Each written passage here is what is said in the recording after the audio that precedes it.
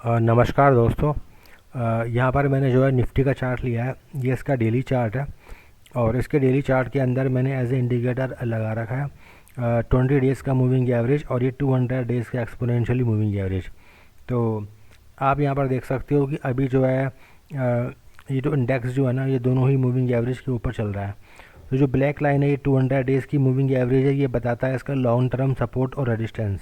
तो आप यहाँ पर देख सकते हो कि निफ्टी ने जो है 200 डेज़ की मूविंग एवरेज पर इसने सपोर्ट लिया, वहीं से ऊपर की ओर आ चुका है ये। और ये जो है 20 डेज़ का जो मूविंग एवरेज है ये बताता है इसकी मोमेंटम के बारे में, यानी कि इसका जो मोमेंटम है वो भी मेरा पॉजिटिव में है। और इस निफ्टी की जो करंट प्राइस है उसका लेवल निकल के आ रहा है 24677 का, 24677 का। और यहाँ पर आप देख सकते हो कि इसके नीचे जो 20 दिनों की मूविंग एवरेज है उसका लेवल अभी निकल के आ रहा है लगभग 24252 का, 24252 का।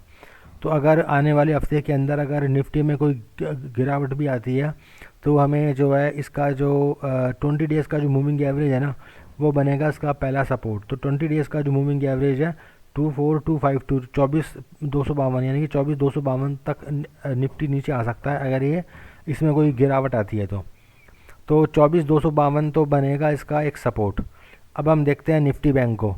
तो यहाँ से मैं निफ्टी बैंक का चार्ट लगाता हूँ।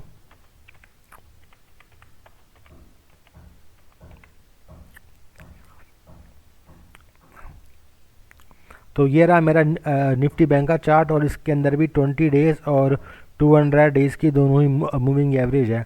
तो यहाँ पर आप देख सकते हो कि जो ब्लैक लाइन है 200 डेज़ का मूविंग एवरेज, ये काम कर रहा है सपोर्ट का, लॉन्ग टर्म सपोर्ट और रेजिस्टेंस। और ये जो 20 डेज़ की मूविंग एवरेज है ये मेरी रेड लाइन है, ये बता रहा है इसकी मोमेंटम के बारे में। तो निफ्टी बैंक का जो मोमेंटम है वो भी मेरा पॉजिटिव में ही है।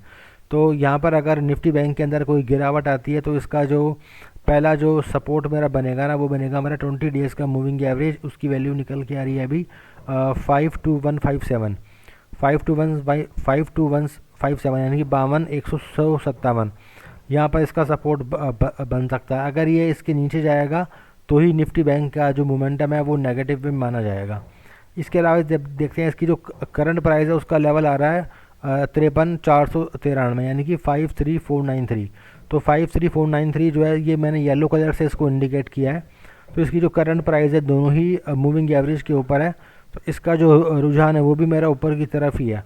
अगर इसके अंदर कोई करेक्शन आता है तो करेक्शन के अंदर पहला जो सपोर्ट बनेगा वो होगा मेरा 20 डेज़ का एक्सपोनेंशियली मूविंग एवरेज। तो यहाँ पर आज की वीडियो में हमने ये देखा कि निफ्टी और निफ्टी बैंक दोनों ही जो है दोनों ही मूविंग एवरेज के ऊपर कामकाज कर रहे हैं। और अगर इन दोनों के अंदर ही कोई करेक्शन आती है तो इनका जो पहला जो सपोर्ट है ना वो बनेगा मेरा 20 डेज़ का एक्सपोनेंशियली मूविंग एवरेज। तो देखिए ये था मेरा आज का जो है निफ्टी और निफ्टी बैंक का एनालिसिस। तो आपको आज का वीडियो कैसा लगा मुझे कमेंट करके बताइएगा। और आज का ये वीडियो देखने के लिए आपका बहुत बहुत धन्यवाद।